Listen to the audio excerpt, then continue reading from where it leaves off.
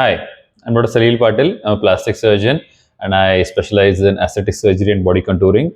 I practice at Chrysalis Cosmetic Surgery Center at Ravet, Pune. And today we shall talk on liposuction, specifically the questions that are most frequently asked. And I would like to clear the doubts and give as much as information as possible in this particular video. So let's begin.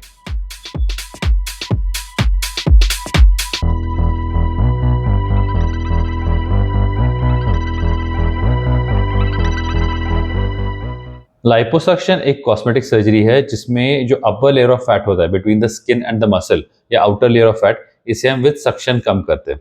ये एक proper surgery होती है जिसमें cut बहुत ही छोटा होता है, around half a centimetre, and उस कट में से the superficial fat is taken out with suction. Liposuction करने के भी कई तरीके होते हैं जिसके बारे में अभी आगे बात करेंगे।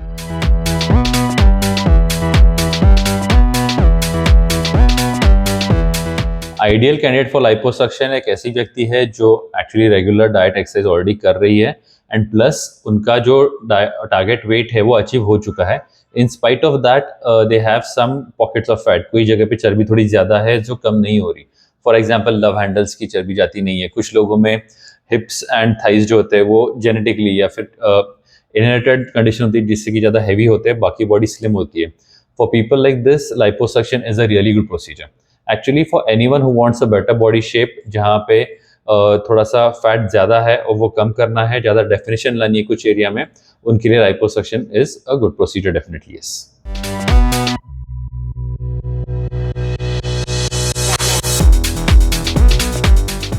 लाइपोसक्शन एक्चुअली एक बॉडी कंटूरिंग प्रोसीजर है। It's a body shaping procedure. अभी इसमें जैसे कि हम फैट कम करते हैं तो ऑब्वियसली वेट लॉस होने ही वाला है। So weight loss is not the main aim. Weight loss is a side effect of liposuction, but it is a good side effect.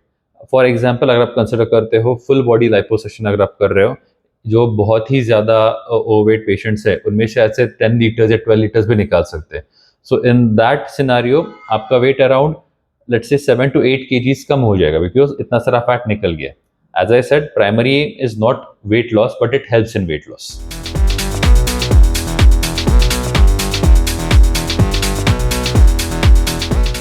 Liposuction के बाद I recommend immediately next day आप चलने फिरने चालू करने चाहिए। You should get up, start walking, stairs पे एक बार अप एंड डाउन करना है आपको, बेंडिंग मूवमेंट सारे आपको चालू करने हैं। डिपेंडिंग अपन आप कितने सारे एरियाज एक साथ ट्रीट करते हो। अगर आपने सिर्फ टमी ट्रीट किया है तो you will be ready much faster, आपका रिकवरी काफ़ी ज़्यादा फास्ट होगा। If you going for tummies, hips and thighs together, it take some more time. But from my side, routine activities like driving, let's say normal bending, working in the house, working on a desktop, that can be started immediately after liposuction as you are comfortable. But heavy exercise अगर करनी है, weight lifting करना है, things like swimming, I would recommend to wait at least 2 weeks. But ये जो time period होता है, it varies from patient to patient. Consult a doctor for the proper advice.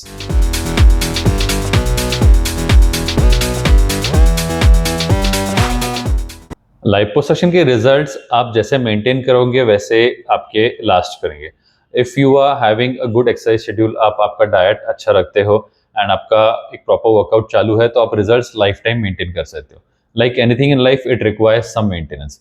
अगर आप कोई पोस्ट सर्जरी केयर लेते नहीं हो, like I am talking long term, अगर आपका वेट बहुत ज़्यादा बढ़ जाता है तो हर जगह थोड़ा सा फैट इंक्रीज होगा ही, बट जिस एरिया में आपने लाइपोसक्शन करवाया है उस जगह पे उतना फैट नहीं डिपॉजिट होगा क्योंकि वहाँ के फैट सेल्स हम काफ़ी हद तक निकाल चुके हैं। But yes, for maintenance you do require proper diet and exercise to keep your results long lasting.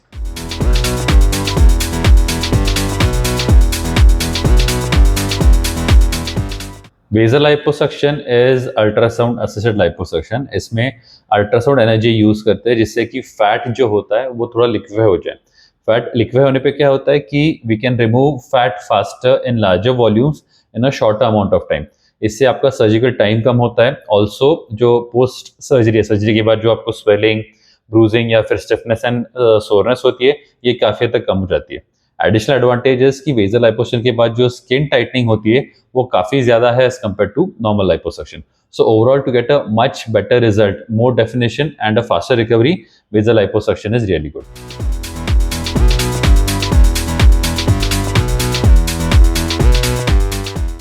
वाइब्रासाट pro is power assisted liposuction, जिसमें कि जो लाइपोसक्शन का प्रोब होता है वो भी अपने आप से वाइब्रेट करता है the speed is between 3000 to 6000 times पर मिनट, जो इससे मैकेनिकली ज़्यादा फैट निकल जाता है एट द सेम टाइम। यानी आप आपकी जो हैंड मूवमेंट्स करते हो उसके साथ the added vibration leads to a faster removal of fat, and आप पर्टिकुलर एरियाज बहुत स्पेसिफिकली टारगेट कर सकते हो, जिससे कि फर्स्ट थिंग आपका रिजल्ट ज़्यादा अच्छा आता है, your surgery is over faster, your surgeon fatigue is much later is much lesser. So for large volume liposuction आपको अगर सारे बॉडी पार्ट्स कवर करने हैं तो definitely power assisted liposuction is the way to go forward.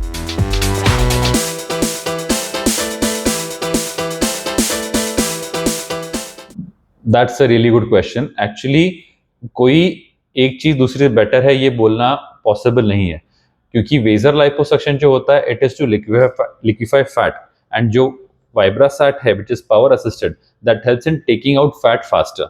So actually दोनों जो systems है, दोनों जो प्रोसेसेस है वो एक साथ काम करते हैं, एक दूसरे को कॉम्प्लीमेंट करते हैं। इट्स नॉट आइदर दिस और this, it is vaser liposuction along with Vibrasat, दोनों साथ में जब हम कंबाइन करते हैं that's when you have the best results.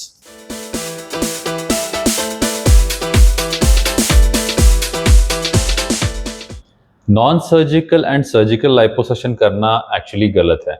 Non surgical में इट इज फैट लॉस जो इंटरनली शायद फैट अब्जॉर्ब हो जाए, या फिर there is some dehydration in the local part जिसकी वजह से आपका उस एरिया का साइज कम हो जाता है।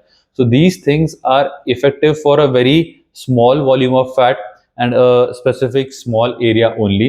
इनके लिए मल्टीपल सेशंस की भी जरूरत होती है। इसमें एक्चुअली हम फैट बॉडी से बाहर निकालते नहीं है। So results are subtle and only for limited area and a limited time. इसको सर्जिकल से कंपेयर करना would be a wrong thing, because surgical liposuction में actually take out fat from that area, and हम जो भी area target करना चाहते हैं वहां पे ट्रीट कर सकते हैं। कितना फैट निकालना है that is also up to us.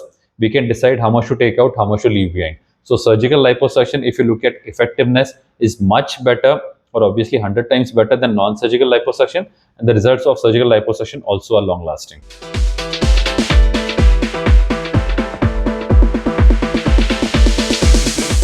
Liposuction के बाद if you are doing a large volume liposuction, या अगर already there is a lot of loose skin in the body before liposuction as well, skin की capacity exceed हो जाती है वापस tight होने की, because the skin normally would tighten up a bit जैसे आप वहाँ पे फैट कम करते हो, वेट लॉस करते हो।